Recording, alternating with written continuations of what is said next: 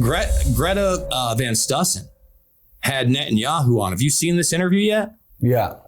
I saw that and I thought the lady doth protest too much. That was my takeaway. Well, let me say this.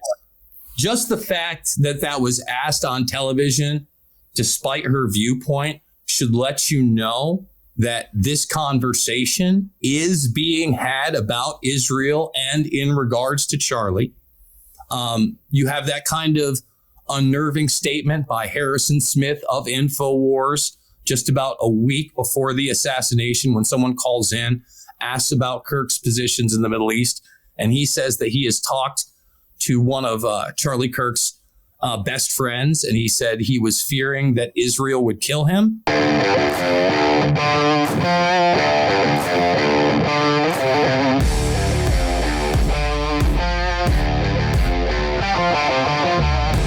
Coming up later in the show, retired nurse, researcher, and fact checker of the Fact Checkers, Dr. Judith Brown is here to expose the narrative managers and the funders behind the fact-checking industry. And geopolitical commentator, author, and editor of The New Era, Geoffrey Peel, joins us to break down the UK Reform Party's connections to Peter Thiel and the USA's Technocracy Inc. But first, Jason Bermas is an American independent journalist, documentary filmmaker, and activist.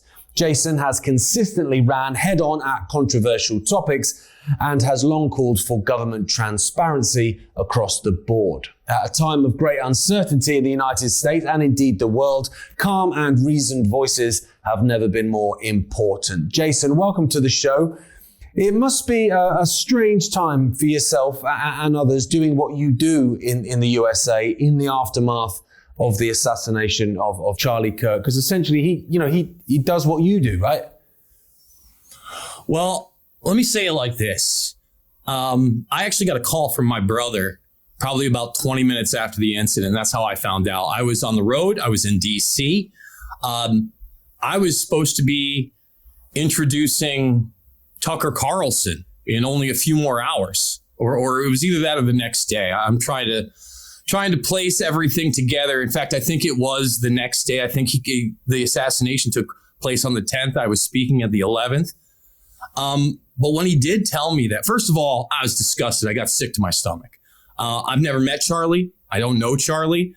I was supposed to have Charlie on my broadcast about a year and a half ago, and he canceled. And quite frankly, I was going to focus on the fact that he was one of the few mainliners out there that was making the connection between the transgender to transhuman movement, which I thought was extremely important and kind of underplayed. I got to tell you, I mean, I'm just so disturbed and disgusted, not only by what happened, but by the reaction of some people, even those that vehemently disagreed with him. And what it reminded me of, Gareth, was when I was a much younger man, actually even younger than Charlie. I was probably about 26 at the time. Michael Reagan, the son of Ronald Reagan, former president, he had a talk show.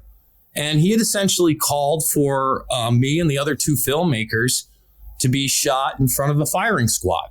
That's what we deserve for what we had done with Loose Change by questioning 9/11. And I'm sure that you can relate, as your father has traveled around the globe in front of large amounts of people, speaking about information that has certainly rubbed people the wrong way. The idea that we have taken essentially what we should have learned about from these assassinations of political figures in the 60s, and now we are full circle in 2025 and beginning to see this again on an extended level, should frighten everybody, Gareth, should disturb everybody. And it should really make those who aren't necessarily political, left or right, which I am not, more active in the arena and more active in the arena of defending free speech. Because ultimately, what I would hate to see happen, and honestly, what I believe Charlie would hate to see happen, is somehow, some way, this event being used to push free speech limitations, gun restrictions, or some of the very things that he was preaching against in these debates. So it's a very disturbing time. I will say this, although, I certainly am questioning whether or not we have the full story, whether or not they have the correct individual. I would be much more worried if they did not have somebody in custody, for the sole factor that this could be continuing and that you could have more political assassinations of figures that aren't running for office. And again, that is a chilling idea to have, but I think it's the correct one. I think I'm the same, mate. It's interesting because I've seen a lot of these people that are very pro free speech. That's how they've made their name. People like Matt Walsh famously tweeted about a year ago saying that the whole point of freedom of speech is for people you dislike to say stuff you dislike. He's now going on social media saying, look how many people I've got fired for stuff they said. Do you want me to continue? And the mob's going, yeah, get them all sacked. And you're like, right, okay, I agree with you. I'm not sure, that's really playing into the freedom of speech stuff. And then I'm thinking, is this a catalyst for something major? Like, are they trying to stir up the hatred to create something bigger? If I'm going to say civil war, it sounds dead melodramatic, but you get my point, Well, they certainly tried to sell that scenario, not only to the American public, but to the globe. I'll give you a great example. Probably it's got to be 3, maybe 4 months ago when we first had the beginnings of some of the protests via what was going on with the Trump administration and ICE and what was going on the left coast. And my old boss from Today's News Talk, which is now Pulse, it's an outfit out of Australia. He had me on and he said, well, Jason, is this going to expand? Are we going to get into civil war? And this has been hammered for years now, even before this second Trump administration, that somehow the United States is going to have a civil war. Let me assure you of something. An actual civil war is an utter impossibility in this country for numerous reasons. And a couple of those reasons are if logistically you look at the size of the population during the actual civil war in this country and what it is today, they're just not even comparable. And then you go to the idea of, in that same time period, the citizenry in large part was armed with the same things that the government was armed with. Neither of those things is true. So what could we get? Well, we certainly could get pockets of violence in cities, in metropolitan areas, and then you could have small points of impact in smaller communities. And what does that mean? Political assassinations, other type of criminal behavior cloaked in the idea of politics. And just from things taking place in a large city, small pockets, and the way that the media would portray it could put us in a position where all of a sudden the government does step in martial law style. And it would not be a civil war, I assure you. It would be something much, if it's possible, much more grotesque at the end.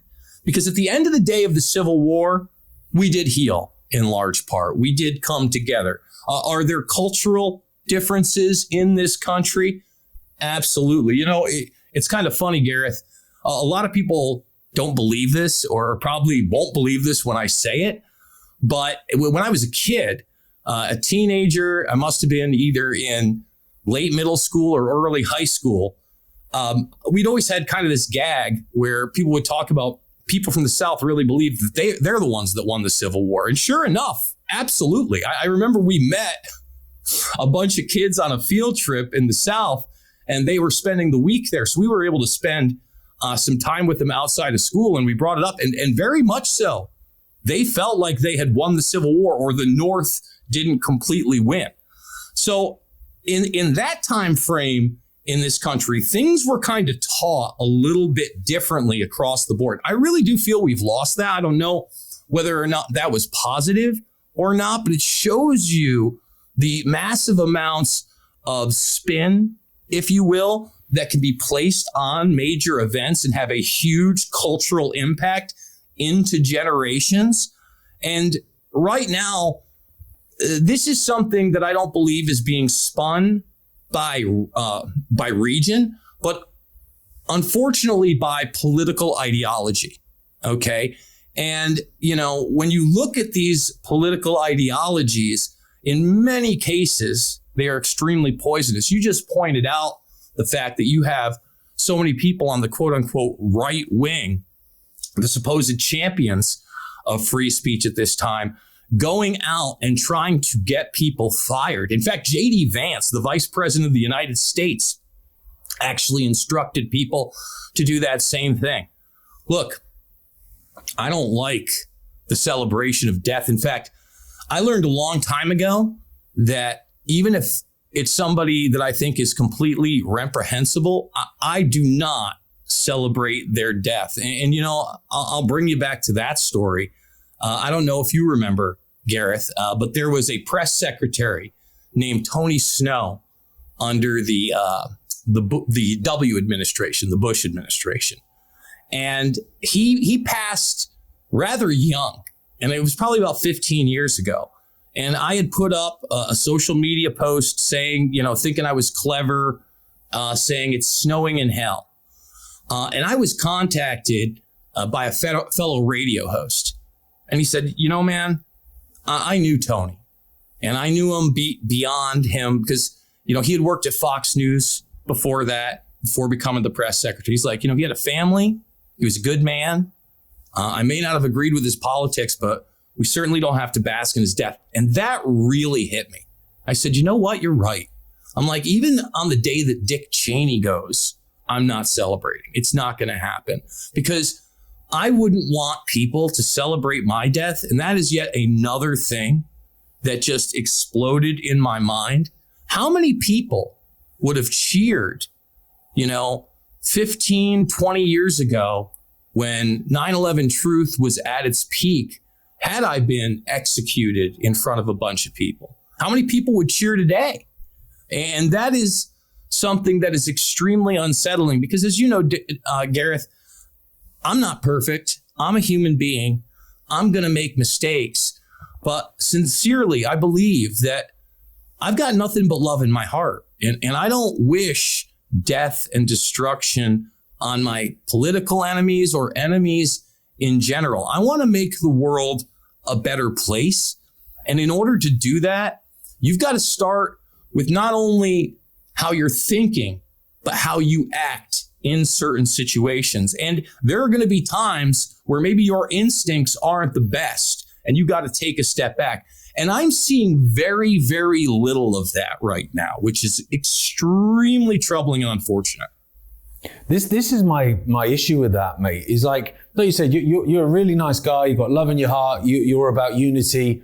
Yeah, you put that post up, going those years back.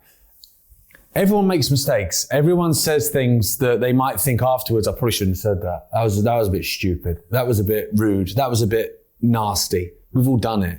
I think that's my issue with the fact that even above the free speech argument is that argument of someone should be able to contact your employer and intimidate your employer. Bear in mind, this is coming from the vice president. Intimidate your employer into taking away your ability to feed your family and pay your rent because you said something douchey on social media or something out of order. I think that's the thing. Like I've said this for a couple of days now. I don't agree with people being fired and people are coming back at me going, well, there should be consequences. It's like, yeah, but there's a balance. Like the consequences can be that person is seen to be a complete dick and is seen to say something nasty. Whereas I think the consequence of taking away their ability to feed their kids, that doesn't sit right with me, mate, to be honest. It not only does it not sit right with me, but what if they're not being a dick, right? Like, what if it's a large scale event? We're not just talking about an individual, but we are talking about a 9/11 style event. Or maybe you are expressing your displeasure with this administration and how it's handling Venezuela. And for whatever reason, that conflict has heated up. We're supposed to be able to separate our personal and our professional lives. And if I'm doing my job and my job doesn't have anything to do with my political or social viewpoints that are supposed to be out there outside of the arena of work, it should have nothing to do with it. And I got to agree with you. It is insane right now that people would try to curb their speech to keep their jobs. Because I always say this, when we talk about freedom of speech is not for the stuff that everybody's saying in the moment at the time. And in fact, sometimes it is for the most abhorrent, disturbing, and disgusting of speech, whether it's in the moment or historically just gross, right? Yeah. And the thing is, I don't want people to be curbed in what they say. Let me know who you are. This is the big thing that I've had with arguments with people who do want to restrict speech. And well, this is a dog whistle and this person's really a racist. Well, if that's the case and you're correct, let's hear what they really have to say. Let's amplify what they want to actually say. I want to know who that person is. I don't want them talking around it. I want people to have genuine reflection and then maybe some humility that they are a human being, that they can make mistakes. And quite frankly, are we in this for any reason to preach the choir, or are we in it to bring people away from dangerous positions? Are we in it to bring people towards unity, or are we trying to push them into divisiveness? When I see people, for instance, posting not just civil war, but this is war. Who are you at war with? Exactly. Are you truly at war with your neighbor across the street that maybe you've seen once or twice barbecuing outside with their kids because they have different political views than you? That is completely and totally insane. I will tell you right now, I'm going to be the first to lend a helping hand to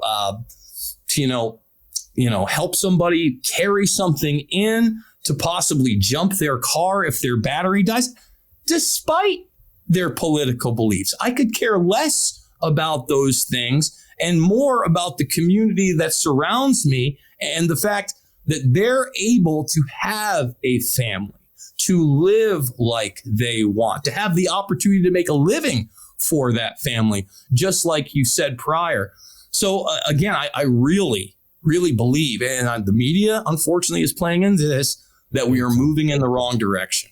So that's what I was going to ask you, mate. Is like, I'm looking now, I'm seeing like the big, high profile influencers, which to be fair, we used to talk about influencers 10 years ago. It was like, why are you talking about that? But actually, because the mainstream media is basically dead now, these influencers on social media have more sway and more power in terms of people's perceptions than probably CNN and Fox News do, certainly with the younger demographic. So what I'm seeing from these influencers is basically calling for the dismantling of the left, the destruction of the left, revenge. Laura Loomer, incredibly hateful woman, is basically saying you shouldn't forgive and love your enemies. You should be vicious. That was her term. We need to be vicious.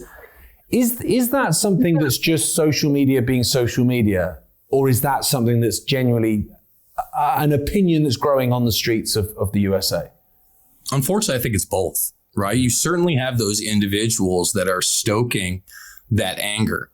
But as far as individuals taking that mindset, I truly believe that it's there. And I do think that is unfortunate. And I think that those people that would play into that anger, well, you get ready to be labeled a fascist again. Get ready to have all these labels that aren't necessarily you, because now you want to do some type of physical harm to an ideology. I got news for you.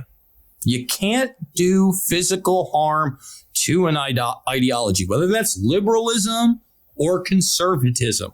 And, that's one of the reasons that I've had great respect for your father all these years. Number one, he is vehemently maintained an anti-war stance, no matter who was in charge or what the conflict was. And he has always vehemently stated that these things are not about left and right. No, they are about right and wrong. And you can do that with every single issue, Gareth. That is the truth of the matter. And this issue in particular, no matter what ball cap you're wearing, if you're playing political team baseball in this country, you can take that ball cap off and be totally and completely disgusted with the type of political violence that we're now seeing in real time. You know, not only was this caught in high definition and all over social media within moments of it happening, but it was also done in front of a live audience of 3,000 young people. I mean, you know, whoever and whatever they did this for, why they did it, unfortunately, this was extremely effective in not only saturating the media sphere, but as you said, saturating the social media sphere. And I'm a bit older, right? I'm pushing 50 at this point. I'm 46 years old. I don't have a TikTok. A lot of people want me to get one. Oh, that's the place where you can go viral, Jason. Instagram, the same exact thing. The only time I've ever used my Instagram is when I was running a bar and I had to do the social media for the bar. I learned a long time ago, back in the MySpace days, just like any other piece of technology, Gareth, you can use it to empower people. You can use it to enslave people. Just like a hammer, it can build a house or it can bash a head in. And unfortunately, when you're on social media, the vast majority of people, the only thing they're trying to do is build their following or build their brand. And they're willing to bash anybody they can to get there. If they think that's going to elevate them, they will do it. So many people treat this like nothing more than a job or a career, and they take the humanity out of it. Okay?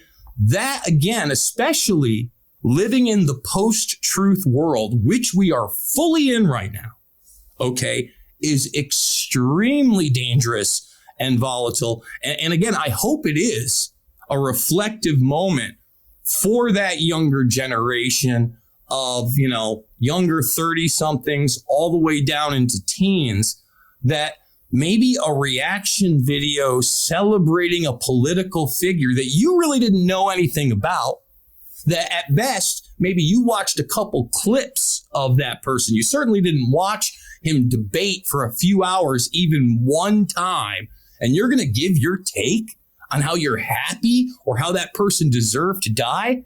They weren't, listen, words aren't violence, Gareth. Okay, the only time that I can even entertain the idea of words being violence is when a political or military leader is literally directing his troops or units to kill. Yeah. Okay, to kill or that's it. All right. Otherwise, I'm sorry, no matter what is coming out of my mouth or somebody else's mouth is no physical danger to you and yours. And that needs to be recognized. And it can never be met with force, especially that type of force that took two children's father away, took a husband away from their wife. And I really, again, hope that these are the lessons that people learn and the points that get emphasized on the greater scale. I hope you're enjoying the show so far. I'm sure if you're watching this, you're very much aware of the growing surveillance state emerging all around us. Whatever you do, you're being watched and your data being harvested. This is why Glenn and Eric Mader formed the Privacy Academy. Join the community designed to help overwhelmed, non-techie people like me learn how to get private online. Head over to privacyacademy.com/Ike and learn how to exit the surveillance state with regular webinars exclusively for you. Now, back to the show. You're so right in terms of people acting like it's a job. And I think the algorithms are there to create that, because from what I see, they promote the extremes of both sides massively, because they get the big, huge followings, the huge numbers, they set off against each other, everyone else underneath it looking at it gets involved. But those that are in the middle, which I consider myself and I would consider yourself, that's maybe stood there going, hang on a minute, like these are two extremes of the same thing, like they're acting the same, they're serving the same agenda. We get nothing. It's like, we'll suppress that. What people that are out there saying, we're just one human family, we need to come together no matter what you believe. We've got more in common with each other than those that claim to represent us. They don't want our voices amplified. They don't want that. And I wish I could disagree with you. In fact, I think you're spot on. But this is what I would say. Let's take X as a platform, right? And I already mentioned how, you've got to utilize these social media networks in a manner where you can make connections. I mean, the way we made a connection for this broadcast was through X. Currently, I've been doing a lot of these open debate panels, which are now in video format, and then spaces on the largest account that does them, the Mario Knopfel account. And if you don't know who Mario is, he's not usually on the spaces, but he's definitely tried to create some type of a media network on X, and certainly does lean conservative and what some people would call right wing. I'm going to tell you right now, Gareth, they're true believers. They think X is a free speech platform. And it's only been me kind of integrating with them on the back end because of my debate skills, because of my ability to not only bring up information, show my work, but then debate somebody in a clear and concise manner that doesn't want to just come and attack me. After the fact, a lot of these people end up saying, well, I actually do agree with Jason on this one, and I'm glad that we can have that conversation. That should be your goal on these type of panels, on these type of forums. Not to dunk on the other guy, not to go in there and win, but to go in there and have a conversation where you might have the possibility of finding common ground and then changing somebody's perspective or having them concede to an idea or a notion. And, again, that's one of the great things that your father's work has done. It has reverberated globally to the people that question things, to the people that don't just accept the government line. And that's what we have to move into. I don't know that social media is ever going to be free. Who knows? Maybe the Mario gang is shooting themselves in the foot by giving Jason Bermas such a large platform. I guess time will tell. But at the same time, I would hate to see people like myself start to compromise for the algorithm, or start to compromise for a job, or start to compromise for an elevated position in the influencer sphere. I think it is extremely hard not only to break through, but to stay relevant when you are in a position like myself or yourself, where you're not playing to either side or the masses. But at the same time, as much as I need to make a living and I need to pay my bills and I got to make sure that my niece's volleyball is played, I'm never going to sell my soul. I've said it before and I'll say it again. If I don't make a living at this, I will get another job. I will shovel shit if I have to. I will do what it takes. My mind's not for sale. My voice is not for sale. And as soon as people try to move me in that direction, I'm out. I'm full out. And I just wish that more people had that attitude. But unfortunately, as a species, humanity is just not as principled as it needs to be. And I would also say this, in this country, we have lost something that is great in the terms of civics and debate. We don't teach it anymore. Gareth, when I was in third grade, okay, when I was 10 years old, there were two things that kind of sat with me. Number one, we would get up and it would be once a month, and we would do debate panels where, three people on each side would take a position, and then it's 10 years old, and the three people on the other side would take a position, and we debate. Okay? It's huge. It's what you want. You want an open conversation. And then one of the other things that was for a bonus is once a week, you could come in with a news story, and you'd get up in front of the class, and you'd basically have 2 to 5 minutes to describe that news story and give your opinion on it. Now, when I first started doing this, I would come in, I'd have the news story, but then I'd have something written up.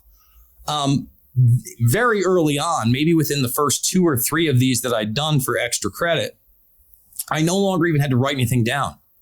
I literally have a newspaper at 10 years old on the bus. I'd have a highlighter pen. I'd choose my story. I'd have the highlights, and I'd be able to speak on the fly about that issue. I'm not even a preteen. Do we do that anymore with our young people? Do we do that with our middle schoolers, our high schoolers, or even, those in college? Well, I can assure you we don't do it with those in college. You have all these introductory 100 level classes in that arena. And for me, the idea that you don't have a civics type course or a debate or a discourse type course is why we've moved in the wrong direction. And just to speak to the college aspect of this, another memory I have about my academic career is that I was taking summer classes because I needed to stay in college. And I was taking a philosophy course. And pretty early on, this guy, was selling us on this idea with, what would you do if you were all stuck on an island and you had no way to go into the outside world and you guys had to share everything? And I could tell right away what he was trying to do. I go, yeah, you're selling me on communism. And I got news for you. I've seen the group we're in. There's about 15 of us. There's about 3 women. Okay, so there's 12 guys. I'm not sharing my girlfriend. I'm like, sorry. I'm like, there's always going to be something that somebody wants that they can't have from me. And that doesn't mean that I won't help them build their house, or I won't help them to gather or hunt for food. And we can't share those things. But let's not create a system where out of the gates, no matter what I do, I can't prosper from my work, or that person can't prosper from their work. So, I'm talking about a class I took probably in 98, 99. Unfortunately, that type of collectivist mentality, whether you want to call it socialism, communism, etc., has been extremely prevalent in the academic arenas, not just in the Harvards and the Yales, etc., but in the state schools like mine, the SUNY program. For those that don't know what that is, it is a multitude of colleges in New York and really throughout the country, Gareth. I'm thinking of Lord of the Flies now, and how it doesn't end that well on the island. For me, when I look at politics, I think, I'm not a huge fan of politics, but if you're going to have a political system, you need to have both sides, because then that prevents the extremes. The one, like you're talking about the debate, one holds the other to account. Each side, gets a little bit, have to give up a little bit of what they wanted, but they get a bit of what they wanted. Whereas now, both sides, it seems, are trying to be winning, so busy winning and destroying the other side. It's like, yeah, but if you win and destroy the other side, what you end up with is essentially half the nation is disenfranchised and disillusioned. That's not going to end well for anyone. But because I'm always trying to find a positive in stuff, it's just how I'm made up. One thing I will take away from this that I've noticed in amongst all this hate and division and stuff is that actually people are asking more questions than I remember. So in terms of what happened to Charlie, people are bringing up Israel when they probably wouldn't have done that before. People are bringing up the fact that he started to go slightly against them, that donors had pulled out. There's questions being, he was against the Iran war and vocally so. And all I can say for certain, Jason, is I don't feel like this is just one mixed up middle-class liberal kid acting on his own. Even if he's involved in it, this kid, I just think it's bigger than that. Well, let me say this. There's been one question that I haven't really seen answered. That certainly casts some doubt on whether or not this is the person. Again, I'm reserving judgment. I want to keep seeing all of the evidence and what they have on this kid. But if you watch the video of the individual before they get on the roof, they're kind of limping. Okay. So that would kind of make you think that the gun has been fully assembled for whatever reason. And maybe it's slid down their pant leg, or they're over here, they're hiding it at the very moment before they go up. Well, when you watch the person jump off the roof and run away, there's no limp and there's no gun. Okay. And then later on, when they claim that this person's partner and roommate, who is also supposedly transgender, is told where the weapon is via text, mind you, not through a conversation with this individual. And all I will say is anything digital like that can absolutely be spoofed. It can be made to look as though it is from a person when it is not from that person. The locations of the weapon were correct, but the weapon was fully assembled. Now, I can't really fathom why somebody would reassemble a weapon they were trying to get rid of after a murder. That's one of those questions. And, let me speak to the Israeli / anti-war aspect of Kirk. Back when Loose Change was at its apex, I was marching with the left a lot. I was marching with groups such as Code Pink, etc. That Overton window has totally changed to the point where, starting about 3 years ago, I started speaking on the Reawaken America tour with a bunch of high-level conservatives, including Don Jr., Eric, Mike Lindell, Kash Patel. I mean, every single person that you see within that administration and in their circle spoke on that tour. All of a sudden, the right wing was giving me a voice. That should further illustrate the idea that, free speech is not a right or left issue. But Charlie, like so many others, and maybe it was because he was a young person and had seen the debacle that was our presence in the Middle East, had shifted that conversation away from neoconservatism. And even when discussing the Ukraine and Russia conflict, when people would come on and say, oh no, this is going to be 5 years or 10 years or 20, he'd be like, what? He's like, what? When is this going to end? He was not bloodthirsty. And just like you said, beginning to question Israel and what they've done in the Middle East when so many others had not. Greta Van Stussen had Netanyahu on. Have you seen this interview yet? Yeah. I saw that and I thought the lady doth protest too much. That was my takeaway. Let me say this. Just the fact that was asked on television, despite her viewpoint, should let you know that this conversation is being had about Israel and in regards to Charlie. You have that kind of unnerving statement by Harrison Smith of InfoWars just about a week before the assassination, when someone calls in, asks about Kirk's positions in the Middle East, and he says that he has talked to one of Charlie Kirk's best friends, and he said he was fearing that Israel would kill him. Again, that's third hand. I'm just putting it out there because it is in the public arena. Candace Owens went live yesterday and made claims about Bill Ackman and what he had said to Charlie in meetings and discussions. Ackman had to come out and try to refute that right away. But let me tell you something that's not refutable, okay, and is 100% correct.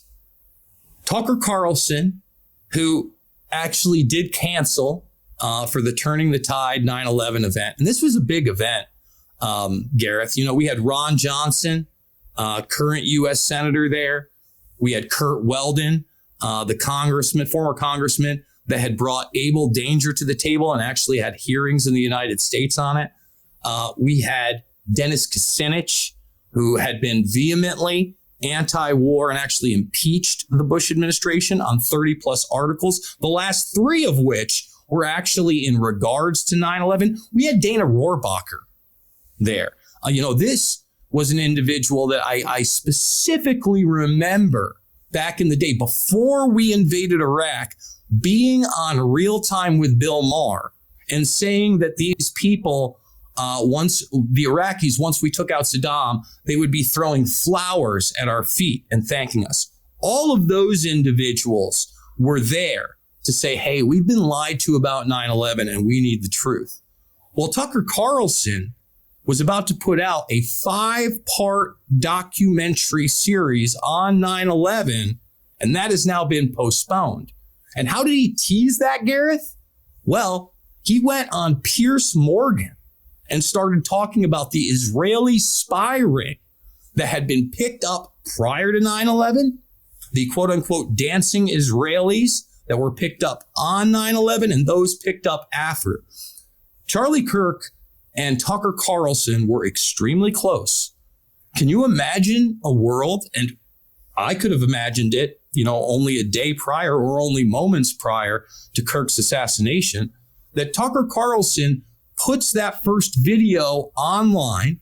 It has to do with the Israeli subject matter, and Charlie Kirk, his good friend, reposts that and talks about the importance of looking at that information.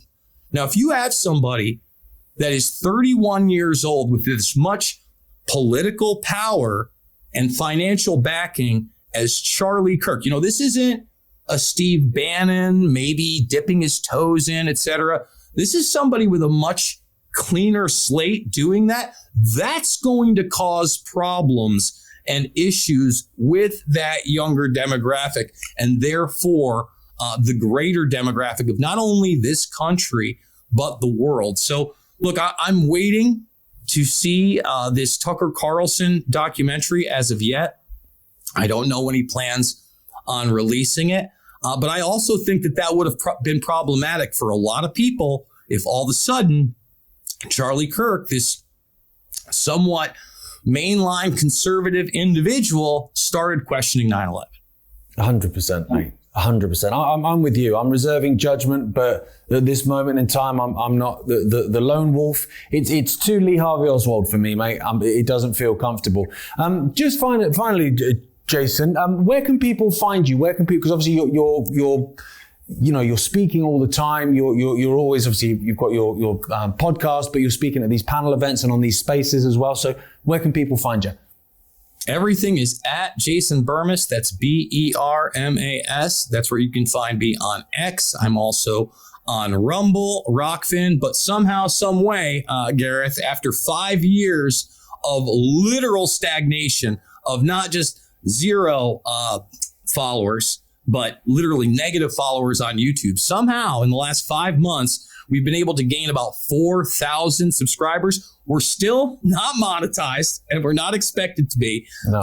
But you can not only check out my literal 3,000 videos since 2007 when I had the channel, but you can check out all of my documentary films for free. I've got 2 on 9/11 that are extremely powerful, extremely important: Loose Change Final Cut and Fabled Enemies. And then my bigger picture films, Invisible Empire, A New World Order Defined, and Shade the Motion Picture, for free in the playlist documentary section. And I think that these films, although I haven't put one out in literally 12 years at this point, are as important, if not more important today than they were, and they hold up. So if you want to see how the real world works and you're kind of annoyed by my voice, you don't want to see me just running my mouth, check out the documentaries and please share them far and wide, because this thing is not about money. Okay. It's never been about money to me. This is about us coming together as humanity and going after, for real, not the person across the street that has a hot take, but holding those to account that are destructive to humanity, that don't want to empower humanity, that want to enslave and eviscerate humanity. And that's what I've dedicated my life to. Brilliant.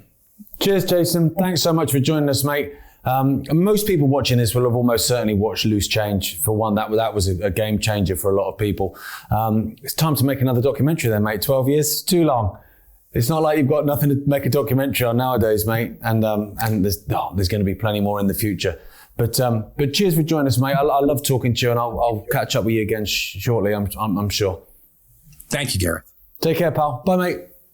That's all for the free section of this week's Gareth Icke Tonight. If you would like to continue watching the episode, we've got retired nurse, researcher and fact checker of the Fact Checkers, Dr. Judith Brown, here to expose the narrative managers and funders behind the fact-checking industry. We've also got geopolitical commentator, author and editor of The New Era, Jeffrey Peel. He joins us to break down the UK Reform Party's connections to Peter Thiel and the USA's Technocracy Inc. The EDF was first called the Jewish and English Defence League, and it was funded by Zionists. So in effect, they were set up initially to create these divisions. And I'm sure if you looked, you could find that funding in lots of different areas, such as gender, climate, and whatever. People are set up to have opposing viewpoints. We're being played, and it's very, very difficult as individuals to break through. So I think sometimes the best way is to step out of the media mess and the orchestrated, fear-based narrative that's constantly being pushed at us, and really just take a long, hard look at it and say, is there any benefit to me from getting involved in this? Please click the link in the description and head over to ickonic.com to continue watching. You can subscribe instantly for just £1.99. Good night.